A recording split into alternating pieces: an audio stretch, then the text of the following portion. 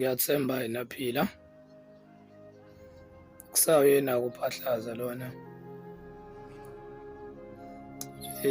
Khona nje indaba esengithule nayo isikhathi eside ngezathu ey'thile nami, so sengibona ukuthi angiyikhulume le nto le ngibhoboke, yabo, kodwa abaningi bayayazi. Khona umngani nami okwakuthiwa uThemba owashona, wabulawa phambi kwami ngibuka, ngahluleka umvikela. Makuhlukana unyaka-ke makuba yi-1 January emakhaya-ke sinokuthi sigibele amatekisi sikubheyi sobhuda kube mnandi kube njeyana. Shuthi ngomunye unyaka-ke sihambe siye-ke nomngani wami uThemba, sasiphuzile nje masifika laphana ebheyi kube mnandi ubusuku bonke kube mnandi.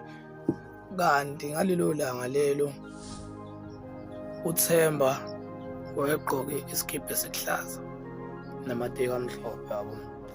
Shuthi ebusuku basihamba emgaqweni vele kume i-taxi kuthiwa makushiwo abafana basenseleni laba. Ma imi i-taxi bese kuthiwa ya madoda, mina bese ngiyadakha at the same time because mina ngivele ngibaleke ngime lapha ekhoneni bembamba uThemba kuthiwa wena utshotshe ifoni yethu. Athi uThemba uyachaza abafethu akusimina, akazani nafoni, akhiphe yakhe ifoni abakhombisa, bayithatha kodwa khona kunjalo. Bamshaya ubafu,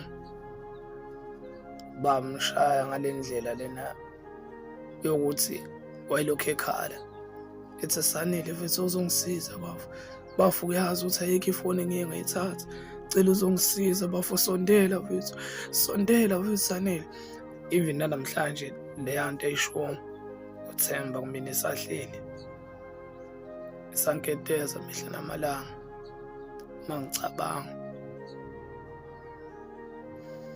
Aqede made bemshaya, athe sebehamba nje kwehla omunye umfana engicathi iyona nto embulala leyo.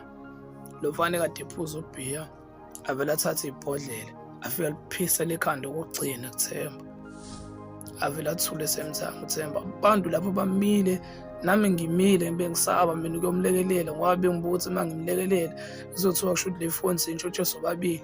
Lapho mina ngiyazi ukuthi uThemba ayikho ifoni ayithathayo, kodwa washona umngani wami, washona wahamba. Into engayazi washona into engekho. Kwayilapho ngagcina khona ukubona umngani wami ephila nanamhlanje. La nto sangiphethe kabi emoyeni ukuthi ngahluleka ukumvikela.